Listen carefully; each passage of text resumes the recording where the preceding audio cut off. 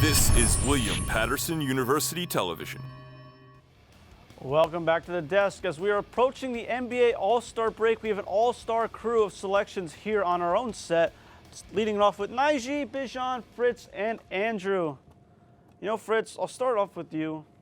Joel Embiid, Joker, two of the best big men the NBA has seen in a very long time, both of which at the very top of the NBA conversation. They just squared off this past week talking about the two big men. Yeah, so I think every MVP has to have that MVP game, right? And I think that Joel Embiid had that. If you look at the stats for his game against Jokic, put up 47 points, 18 rebounds. He was unconscious. And he also took over the game, hit a step-back three over Jokic to win. I think the gap is closed. He has the standings. He's second in his conference. He has the statistics. I don't think anyone in the East has the statistics to match up with him at the center position. I think he definitely has closed the gap. I won't be surprised at all if he wins the MVP this year. Yeah, definitely been really balling out for the Sixers. Bijan, Jokic, Embiid, two MVP candidates. Give me your thoughts. I think Jokic's still number one in the MVP race, but it's close. You know, it's like splitting hairs. Embiid is averaging more points per game, but that's the only thing he's doing more because he's averaging like 33.5 points per game. But Jokic is averaging more rebounds, more assists per game, and has a better true shooting percentage. Yeah, no, definitely been very impressive on the season. Jokic back-to-back MVPs. Embiid's been right behind Andrew. Talk to me about which big man you prefer. I don't really think there's a gap between them at all right now. I think they're 1A and 1B in that MVP race. And I think Embiid might even have a slight edge because voters' fatigue is clearly a thing in the NBA, as we've seen, as LeBron isn't an 18-time MVP, as he could be. But both, regardless, are having great seasons. It's been a blast to watch them cook all year. And these teams are both doing great. It would be great to see them match up in the finals, too. If the Knicks aren't there, of course. Not going to entertain that right now. Nijee, you've been very vocal about your love of Jokic and the Joker. Talk to me about the two. Oh yeah, you know what's crazy? You'd be surprised. But I had Embiid since last season with MVP, and this season too. His stats say is all. Jokic may average almost a triple double, but Embiid been pitting his team on his back since last season. And like I'm gonna get with Andrew, voters fatigue.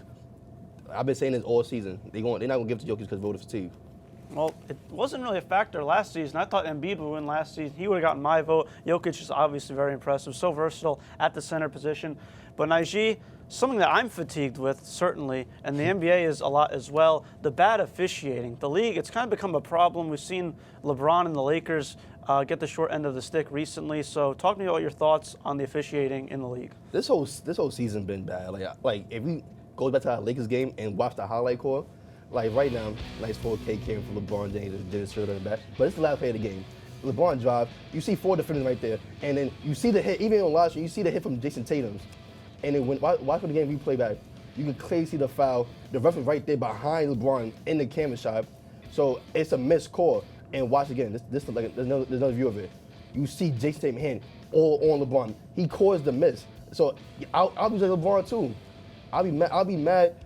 Like, look, Patrick Beverly had to show the camera. And you know crazy? The official still gave him a tech after this. It's not their fault that you missed the call to them. So it's bad officialing all season. Yeah, definitely baffling. You know, Bijan, what are your thoughts on the officiating as a whole quickly? I hate watching that play. It's just bad memories. But I think we can fix this by holding the refs accountable because they released a statement an hour after the game. It's like, oh, we missed the call, our fault. The statement doesn't do anything. The game's over. We lost. Maybe hold them accountable like a scorecard, like, giving them grades for every game they ref. I think that's my solution. Phritz? Yeah, I think that refs need to be put on the same spotlight that players are as well. They should have to answer to post-game press conferences. And I also think that they should be fined as well, especially if it's a call that directly impacts the final play of the game. I think that they should be fined and they should have to answer to press after the games, just like players do when they make mistakes on the court. Andrew, quickly. I agree. They could fine refs. I don't think that's going to happen, though. Refs are an issue in every sport. I like what the NFL's doing, where recently they just introduced this new system where they can review calls really quickly and make changes to the play. But overall, I really don't think anything's going to happen with these refs. They've struggled for years. They're going to continue to struggle, unfortunately. Yeah, it's made too much headlines recently, but something that'll make more headlines always. Anytime lists, all-stars are announced, some guys get snubbed. Andrew, who was left off the all-star team? Who was hurt? Who could have gotten more votes? Who was disrespected? There's one man who was disrespected, and that man is Joel Embiid. If we look at his stats, this guy's having a phenomenal season. Over 33 points a game, 10 boards, 4 assists, 2 blocks a game, and shooting 53% from the field. First in the league in points, 10th in boards, 6th in blocks. Kevin Durant does not deserve to be a starter. That guy has played about 25 games this season, and Embiid is playing like the front-runner MVP right now. It's a crime that this man is not a starter. Nijee? Yeah, with my snub starter, I'm going with Lauri Markkanen. He should have been a starter out over Zion. Zion barely played half the season, and Lauri Markkanen is a stretch 4 that could add an athletic stretch 4. He's not a big man that can shoot, but he's a big man that can shoot and get into the paint, do his own thing.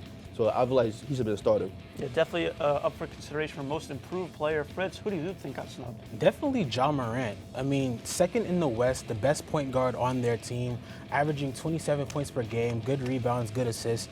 He should be there over Zion Williamson. I mean, like Nijee said, he's barely played this season. He's only played against, I think, half of the games, so he should definitely replace Zion in that starting spot. Bijan? I think Domantas Sabonis should replace Zion as well. I don't know. Like, Zion missed a lot of the season. Sabonis has played more games, better true shooting percentage, more rebounds, more assists per game, and he's leading the Kings to the 3rd seed in the West. You know, Domantas Sabonis and the Kings, definitely a surprise team in the NBA. A number of surprise teams, another teams that have kind of disappointed as well. The trade deadline is lurking. And, you know, Nijee, I'll start off with you. Which team really needs to make a splash to help their chances in the second half of the season? My New York Knicks. Just like that. We need to trade Cam Reddish to the Raptors for OG and Anunoby. We might have to give them 2 first-rounders, but protected first-rounders. We give them that. And if we get OG, we good. Finals, no problem. I will be an analyst, and I will shred you both at some point. Fritz? For me, it's the Golden State Warriors. I mean, they've been wildly inconsistent at the beginning of the season, but they've found themselves at 6th in the West right now. I think that they need to make a trade to strengthen up that bench because that's the most inconsistent part of their team, in my opinion. The Raptors are having a yard sale. They've mentioned that everyone is available. Jay Crowder, nice 3-and-D wing that fits in well with their philosophy. He's been made available as well by the Suns. So I think that they should make a trade to help their bench and get those young guys more accustomed to playing. Yeah, definitely could help them out in their quest to go back-to-back. Bijan, which team do you want to see make a move? I want to see the Sixers. They need to make a trade. They need to improve their backup center position. You're playing Montrezl Harrell. He can't defend. For a so-called enforcer, he's not enforcing much at the rim. They should try to trade for Mason Plumlee or Andre Drummond. Both can give solid 10 to 15 minutes per game in the playoffs. And Mason Plumlee, I think, is a perfect fit. He can pass out the short roll, hit their shooters around the 3-point line. I think it'd be a great fit. Yeah, definitely the Sixers in that contention in the East. Andrew, finish us off. I got to go with the Mavs, man. The Mavs, they've just been stuck in this limbo spot forever, and now they have Luka, but the guy doesn't have any help. I think there's a lot of talent that could be bought in this trade deadline. Christian Wood thinks he's going to get big money. Maybe you go flip him, go get somebody else. Josh Green hasn't been panning out as he should have. I think DeAndre Ayton, if Mark Cuban can go and add Ayton to this squad, Lob City would be coming back. It'd be great. That would be quite the move in the wild, wild west. A lot of teams, no one really set themselves apart in either conference, so many contenders. But that's going to do it this week for the NBA crew. But keep it locked as we switch it over next week to more NFL, Super Bowl Sunday, NHL, and with more NBA. Right here on WP TV. For all the cast and crew, I'm Jimmy Patton. Follow us at SportsDeskWP on Twitter and Instagram. And a special thank you to the tallest man in the crew, Al Clarke. From Hamilton Hall, we'll see you next week.